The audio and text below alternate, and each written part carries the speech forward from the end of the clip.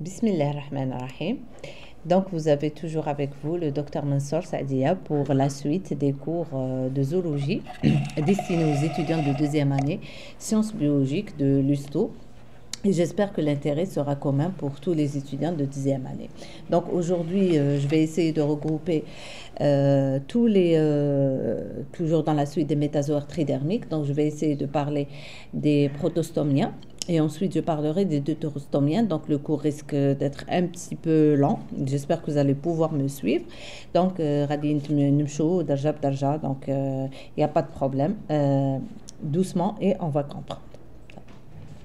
Donc, aujourd'hui, comme je viens de vous le dire, on va parler des métazoaires tridermiques célomates, plus exactement du superembranchement des protostomiens. Donc, vous vous rappelez que les protostomiens appartiennent aux tridermiques célomates. Les tridermiques célomates qui ont été répartis en deux superembranchements selon la destinée t'as le blastopore. Donc, le premier cas, le blastopore va donner directement la bouche de l'embryon. Ou dans ce cas-là, donc on obtient, on met notre accent dans le superembranchement des protostomiens, c'est-à-dire bouche en premier.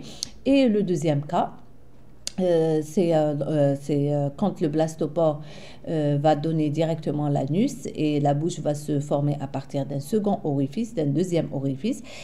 Donc, c'est le deuxième superembranchement, le superembranchement des deutérostomiens. Donc, Inch'Allah, on va commencer par le superembranchement des protostomiens. Le superembranchement, il est représenté par trois embranchements. L'embranchement des annélides, l'embranchement des mollusques et l'embranchement des arthropodes. Commençons par l'embranchement des annélides. Donc, les annélides, comme leur nom indique, le mot annélide, ça vient de anou, halaqa. D'accord? En arabe, c'est al-halaqiyat. Pourquoi on les appelle les annélides? Parce que le corps taham, il représente une succession d'anneaux. Yani majmoua min al-halaqat. C'est pour ça qu'on les appelle al-halaqiyat ou là les annélides. L'exemple que je vous ai mis, c'est un exemple qu'on va prendre par la suite. Donc, comme vous pouvez voir, au niveau du corps, donc c'est une succession d'anneaux. Donc, هذه حلقة مجموعة من الحلقات.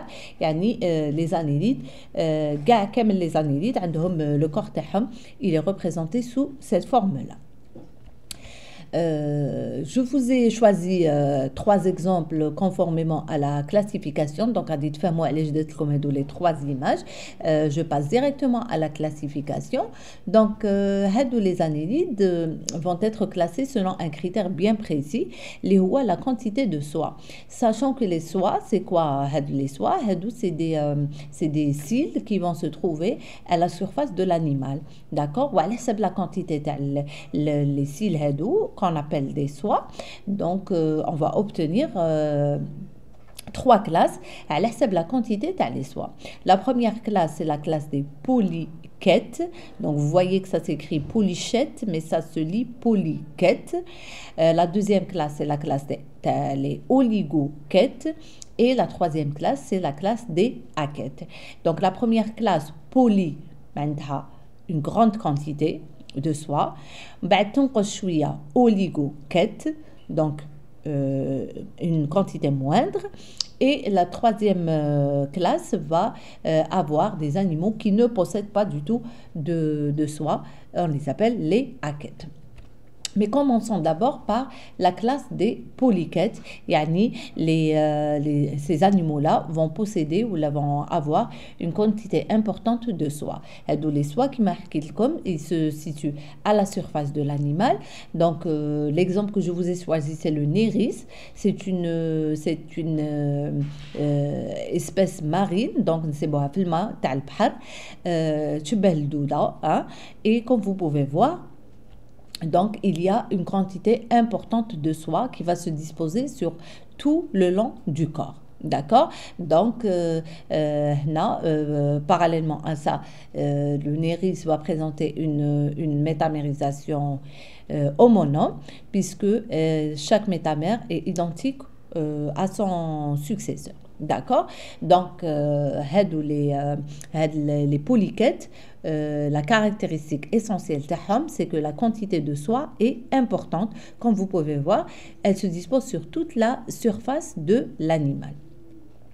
La deuxième classe va avoir une quantité moindre de soie. يعني هادو les soies شعيرات qu'on peut toucher, on peut les sentir au toucher.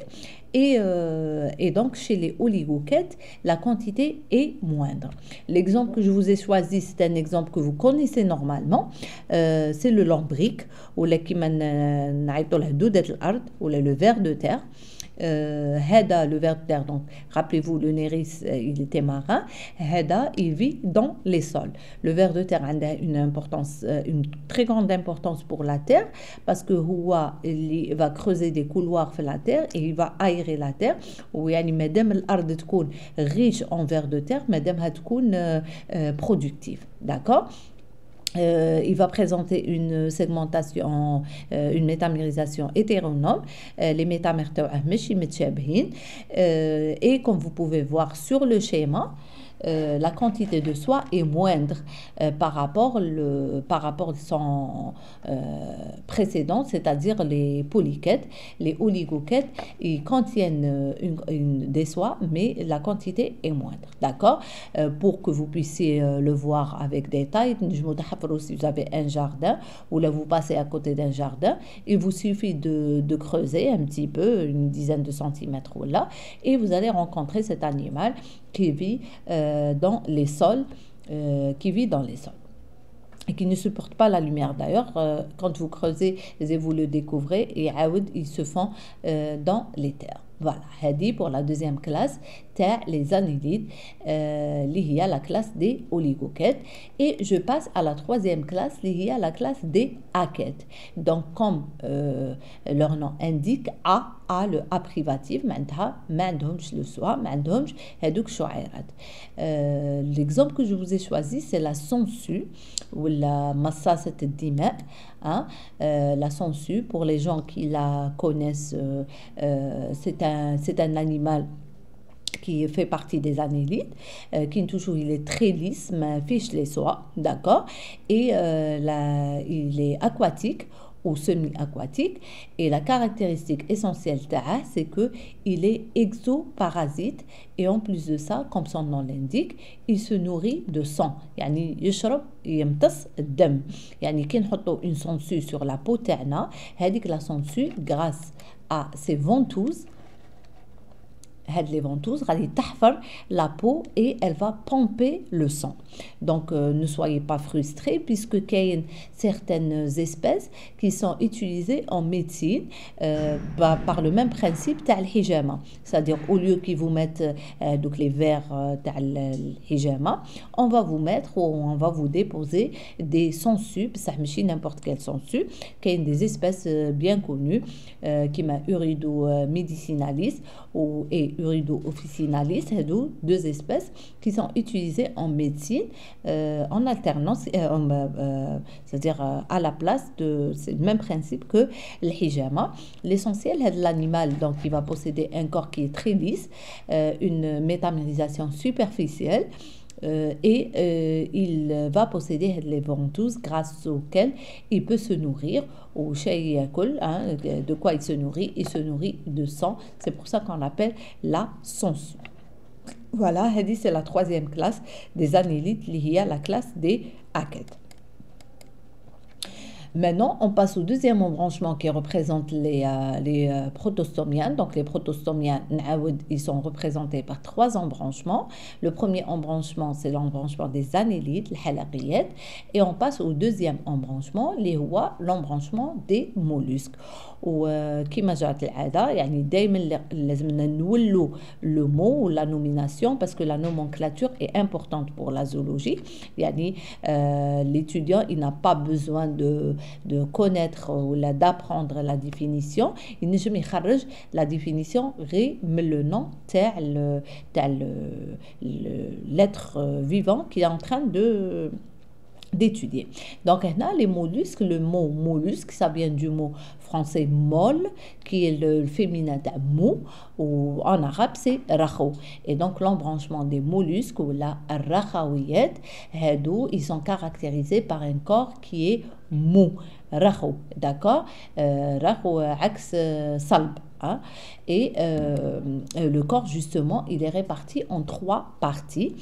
Donc, les parties, la tête, le pied et la masse viscérale. Alors, la tête, elle confirme d'abord la céphalisation, donc ça confirme que c'est un tridermique. Et dans la tête, on va trouver la bouche et les organes de sens, c'est-à-dire أعضاء الحواس. يعني كل ما يتعلق بالحواس غادي نسيبوه au niveau de la tête. Après, le pied, la caractéristique c'est qu'il est en muscle, il est musculeux, il est en muscle. Il peut être utilisé soit pour la locomotion, pour le déplacement, يعني باش الحيوان يتحرك, ولا pour la fixation, كي يكون الحيوان هذاك ما يتحركش يكون fixé. D'accord? L'essentiel, la nature histologique, il est en muscle. Ou la troisième des choses qu'on va retrouver un mollusque, c'est la masse viscérale. Il y a tous les organes, le tube digestif et les organes et tout, ils se trouvent tous في الأحشاء, la masse viscérale. ولا masse viscérale هذه ما غاديش تكون exposée à l'extérieur, غادي تكون enveloppée par une membrane, وهذيك la membrane on l'appelle le manteau, d'accord? ou selon les espèces كاين وين نصيبوا عندهم غير le manteau, وكاين اللي نصيبوا عندهم le manteau وفوق فوق المونتو باردون نصيبوا une coquille, قوقعة, d'accord? هذيك القوقعة غادي تكون en calcaire. Je vais vous donner plus de détails quand je vais parler des exemples proprement dit, d'accord? Donc les gens اللي ما يعرفوش les mollusques, هاد الصورة تجمع لكم beaucoup de mollusques, beaucoup de genres de mollusques, d'accord, sur lesquels on peut voir clairement la tête, d'accord, dans les 3 cas. Donc regardez ici la tête avec les organes de sens, la tête avec les organes de sens, la tête avec les organes de sens. Vous avez aussi la masse viscérale اللي راهي تحت la coquille, qui تكون كاينه une coquille, ou qui ما تكونش كاينه une coquille aussi, la masse viscérale elle se trouve sous le manteau. Et la troisième structure que j'ai représentée en flèche verte, c'est le pied اللي يكون bien développé, qui يكون مستعمل la locomotion, le déplacement, كما le cas تاع الحلزون ولا la limace.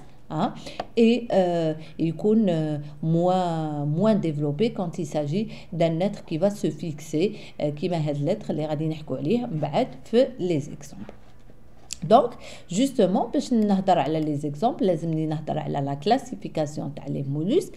Alors, la classification des mollusques, elle se fait par un critère, ou selon un critère bien précis, اللي هو la forme تاع la coquille. D'accord? Donc, à l'hsab la forme de la coquille, on va classer les mollusques en 5 classes. Il faut savoir, une parenthèse, parce que j'ai trouvé dans la littérature plusieurs classifications. كاين اللي يمدوا لهم 4 classes وكاين اللي يمدوا لهم 5 classes. Donc هنا على حسب le référentiel. Je vous rappelle que le référentiel تاعنا Géraldine Véran, donc مدت 5 classes pour les mollusques, d'accord?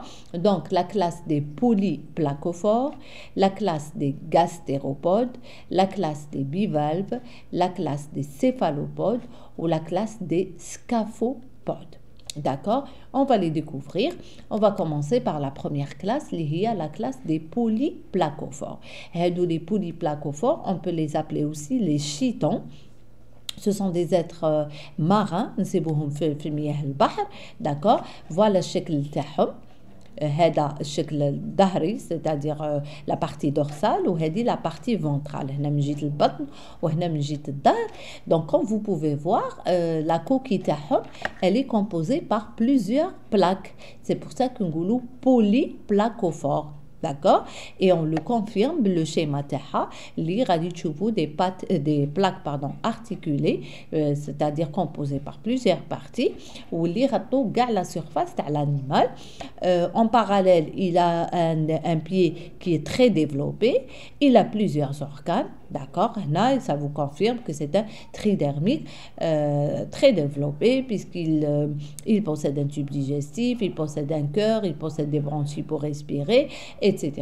Donc, ما غاديش ندخل في le détail de l'anatomie تاعه, mais j'ai mis ce schéma pour que vous puissiez voir que c'est un être tridermique développé et on l'appelle polyplacophore parce que la coquille تاعه elle est composée par plusieurs parties, يعني فيها بزاف les plaques. هذا le polyplacophore ou le chiton. La deuxième classe, c'est la classe des gastéropodes, c'est-à-dire les تعرفوهم l'escargot, الحلزون.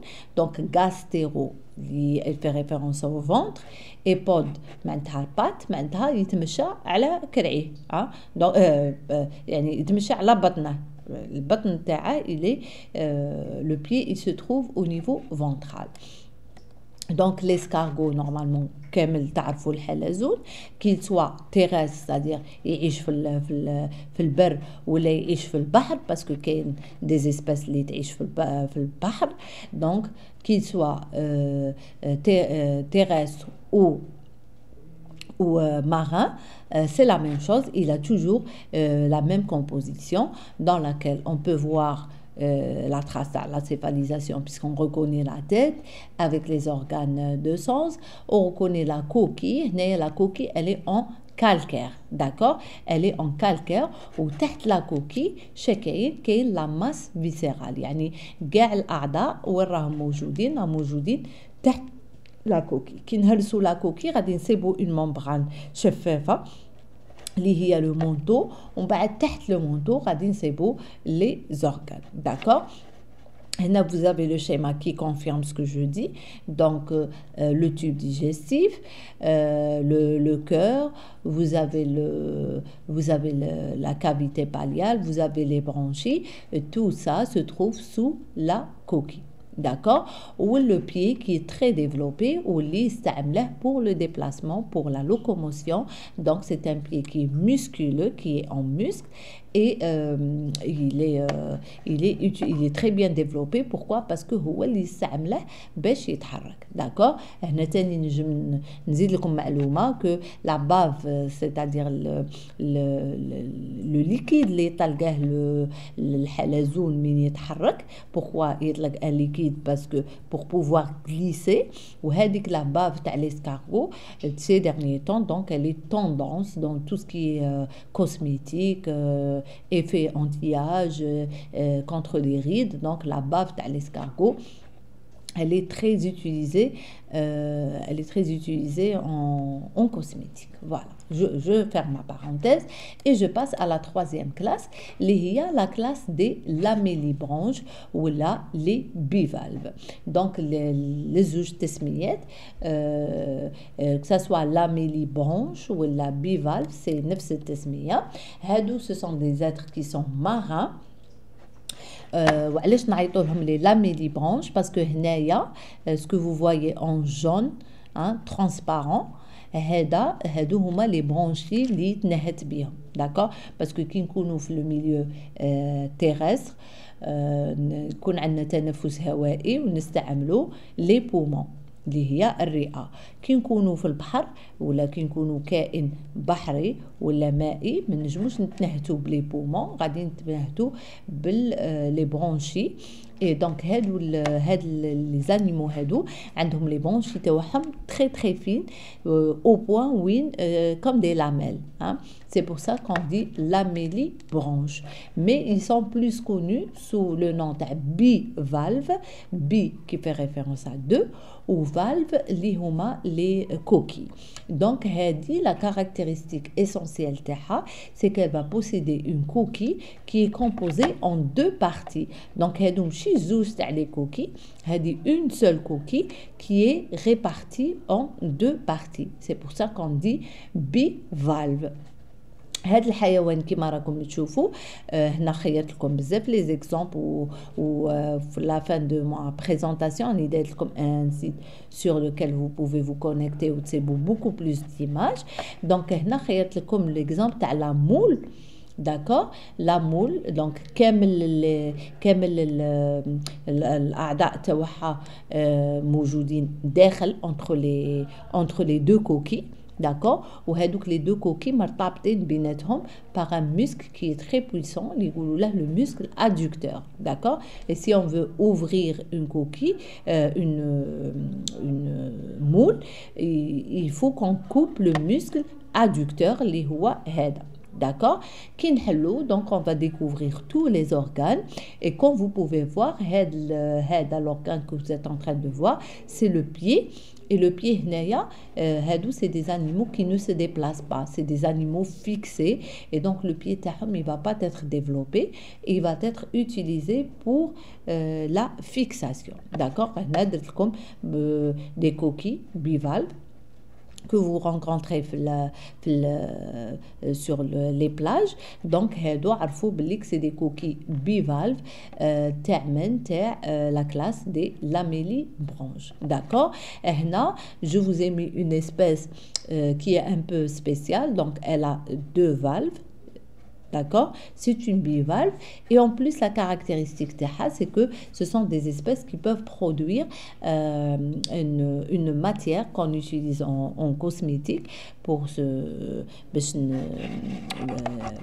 le tahliya, اللي هي اللؤلؤ.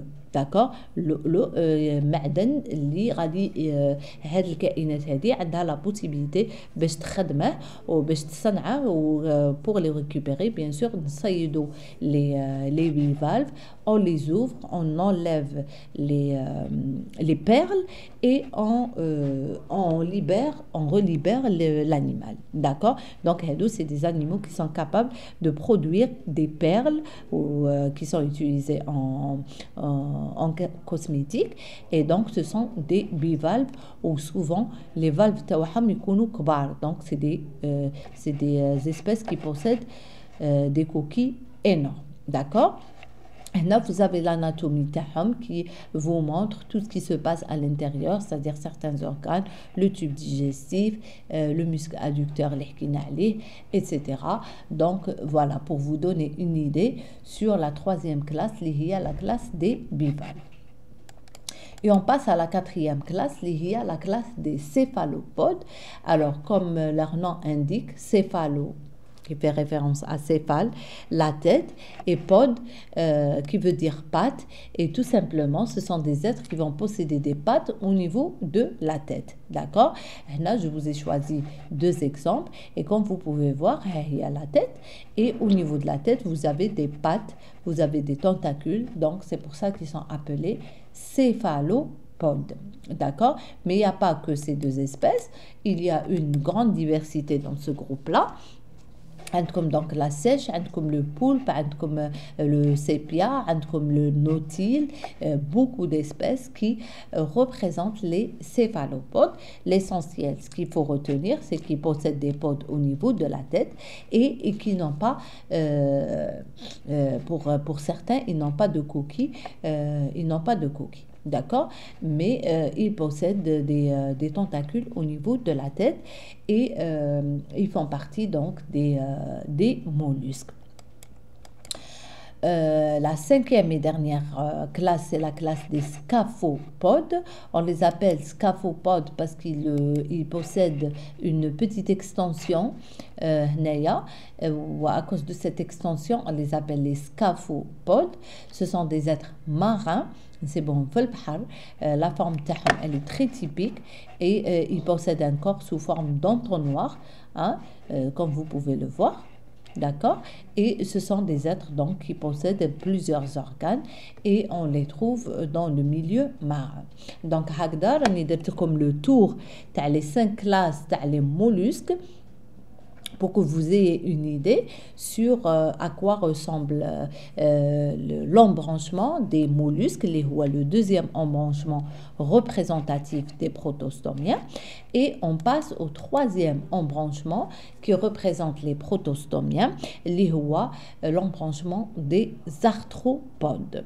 Donc les arthropodes, comme leur nom indique, arthro qui fait référence à articulation, mafasil, et pod qui fait référence aux pattes, et donc ils ont des pieds ou là des pattes articulées. Là, je vous ai coupé que les pattes et vous pouvez voir que les pattes sont composées en plusieurs parties. Yani, عندهم des pattes منفصلة. En arabe, les arthropodes, c'est المفصليات. Pourquoi on les appelle المفصليات? C'est par rapport à la structure de leur pod les pods qui sont composés par plusieurs parties. D'accord? Alors, les arthropodes, c'est le groupe le plus diversifié dans le règne animal, puisque le groupe, on va trouver les insectes, on va trouver les crevettes, on va trouver beaucoup d'espèces. Et donc, c'est le groupe le plus diversifié dans tout le règne animal. D'accord? On a comme une photo représentative, mais cette photo, mais elle a les animaux que je n'ai pas mis ici. D'accord? Et justement, à la diversification des arthropodes, il va falloir qu'on les classe. Et pour les classer, un critère a été utilisé, la présence d'une structure au niveau de la tête. Donc, les arthropodes, on va observer directement la tête. Quand on va observer la tête, on va trouver qu'ils vont posséder deux structures complètement différentes.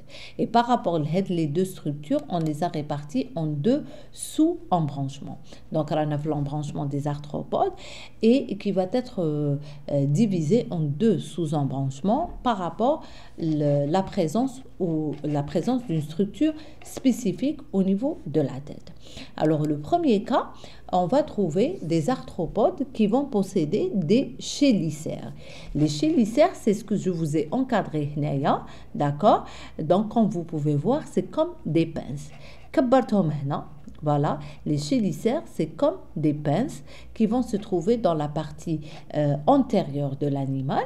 Donc, si cet animal va porter les structures, donc on le met dans le sous-embranchement des chélicérates. Le sous-embranchement des chélicérates. Le deuxième cas, c'est quand notre animal ne va pas posséder des chélicères, mais il va posséder des antennes. D'accord? Des antennes au niveau de la tête, une paire ou les deux paires d'antennes au niveau de la tête. Ou hna, mais nsemouch chélicérate, mais nsemouch antennate. D'accord? Donc, je répète, pour les arthropodes, qui est le groupe le plus diversifié dans le règne animal, ce groupe-là, cet embranchement-là, va être réparti selon la présence d'une structure spécifique au niveau de la tête. Donc, s'il possède des chélicères, on les met dans le sous-embranchement des chélicérates. S'il possède des antennes, c'est le sous-embranchement des antennates. J'attire votre attention qu'un animal ne peut pas posséder des chélicères et des antennes en même temps. L'araignée, par exemple, qui تشوفوا عنكبوت ما غاديش تشوفوا عنده des antennes. D'accord? Ou qui تشوفوا نحلة ما غاديش تشوفوا عندها des chélicères. C'est impossible. D'accord? Donc, par rapport à ça, les deux sous-embranchements, mais commençons d'abord par le sous-embranchement des chélicérates. Alors, les chélicérates, donc, en plus de porter des chélicères, عندهم بزاف لي كارactéristiques داكور وعندهم leur propre classification دونك ما دخلتش في لي كلاس تاع لي شيليسير باسكو في لو تكست ما دخلتش في لي كلاس دونك جو ريست sur ça sur le sous-embranchement et je vous donne un seul exemple اللي هو le scorpion donc je suppose que tout le monde يعرف العقرب ولا le scorpion donc كي نشوفوا العقرب الحاجه الاولى اللي نشوفوها غادي نشوفوا هاد لي بانس هادو وهادو ماشي هما لي شيليسير هادو سي دي بيديبالب هادو اون ابل سا دي بيديبالب ولي شيليسير غادي هنا غادي نسيبهم حدا لا بوش d'accord هادي la première caractéristique c'est la présence de chélicères deuxième caractéristique c'est que le corps est réparti en deux parties le céphalothorax et l'opistosome céphalothorax معناتها راسهم لاصق مع لو توراكس مع الجناب تاعهم داكور دونك ما عندهمش تيت وحدها وتوراكس وحده céphalothorax et opistosome le céphalothorax هو اللي فيه le prosome و l'opistosome فيه deux parties la partie هذه segmentée حتى لهنا donc هذه c'est le mérosome et la dernière partie c'est le métasome d'accord donc هنا céphalothorax et opistosome pardon et l'opistosome est composé de mésosome et métasome عندهم des pattes articulées qui vont être utilisées pour la locomotion 4 pattes donc 4 paires 1 2 3 4 d'accord وعندهم de grosses pinces اللي هما les pédipalpes وعندهم les chélicères au niveau de la tête d'accord et bien sûr plusieurs caractéristiques le scorpion est largement connu pour ses piqûres qui sont parfois mortelles parce qu'il va produire un venin qui est très mortel et dans lequel il va le mettre dans cette poche, dans cette partie-là, c'est-à-dire dans la dernière partie de son corps. Ou si jamais donc quelqu'un est piqué par le scorpion, donc son venin est très puissant et il peut être mortel. Le deuxième sous-embranchement qui représente les arthropodes, c'est le sous-embranchement des antennates, donc celles qui portent des antennes au niveau de la tête. وهنا غادي نسيبو deux grands groupes, le groupe des crustacés, القشريات, d'accord, on les appelle les crustacés parce que le relève تاعهم il est en protéine qu'on appelle la chitine et qui est très dur. Et ça, vous pouvez le voir. Moi, l'exemple que je vous ai choisi, c'est la crevette. Ou la photo que j'ai mise ici, c'est une langouste. Donc, elle est plus grande que la crevette. Ça, je l'ai choisi pour vous montrer les différentes parties. Donc, si je compare le corps kif, il est composé d'un céphalothorax et d'un abdomen. Le céphalothorax, les antennes.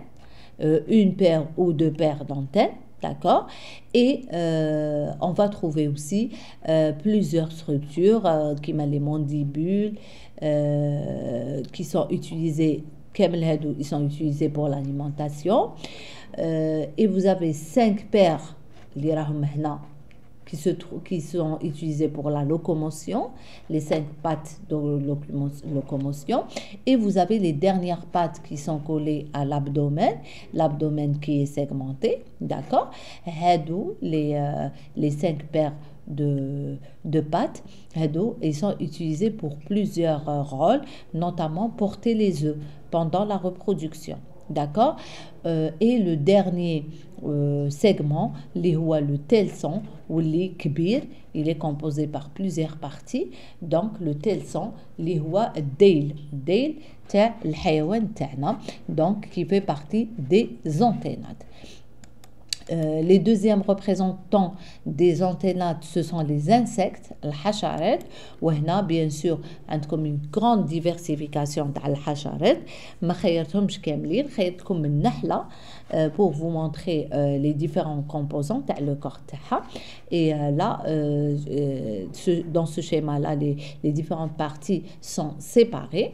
Donc, نبدأ بالabdomen, hein, l'abdomen qui va posséder plusieurs segments, ou le dernier segment qui est utilisé pour c'est la valve génitale, d'accord. Ensuite, j'avance l'abdomen, c'est 3 paires seulement. Donc, chez les autres, il y avait 5 paires. Donc, chez les insectes, il y a 3 paires de pattes qui sont utilisées pour la locomotion, d'accord. Et donc, là, au niveau de l'abdomen. Au niveau du thorax, je vais trouver les pattes, 3 paires de pattes avec 1 à 2 paires d'ailes, الأجنحة. Donc, الأجنحة ما نسيبهاش هنا في l'abdomen, غادي نسيبها في le thorax. Ou la tête, bien sûr, qui va porter des antennes et les pièces buccales pour l'alimentation. Donc, هنا تختلف الحالة عند les insectes. Les insectes possèdent 3 parties. Tête, thorax et abdomen. Les crustacés, 2 parties, céphalothorax et abdomen, ou les chélicérates, donc 2 parties, le céphalothorax et l'opistosome. Donc voilà pour les arthropodes. J'espère que vous avez compris. Donc je récapitule. Aujourd'hui, nous avons vu les protostomiens. Les protostomiens, ce sont les êtres qui vont former la bouche en premier à partir du blastopore. Les protostomiens, ils sont représentés par 3 embranchements. L'embranchement des annélides, l'embranchement des mollusques, et l'embranchement des arthropodes, dans chaque embranchement, donc, nous sommes rentrés, nous avons vu quelques exemples et en même temps, nous avons parlé de leur classification. Donc, on est arrêté au 2e niveau de la classification. Et là, je vous ai mis des liens que j'espère que vous allez visiter pour voir beaucoup plus d'arthropodes, beaucoup plus, surtout, je vous ai mis les arthropodes, d'accord. Et j'espère que vous avez compris. Je vous remercie pour votre attention et je vous rappelle que si vous n'avez pas le PDF, envoyez-moi un mail sur Sabre Usto ou retrouvez-le sur la plateforme de Lusto. Abonnez-vous à la chaîne si vous ne l'avez pas déjà fait. Et si vous avez regardé la vidéo, qu'elle vous a plu, donc mettez un like pour que l'intérêt soit commun. Je vous donne rendez-vous pour la prochaine vidéo qui sera la dernière vidéo dans laquelle on va parler des deutérostomiens. Donc j'espère que vous allez être au rendez-vous. J'espère que cette vidéo n'a pas été très très longue et je vous dis à la prochaine vidéo, Inch'Allah.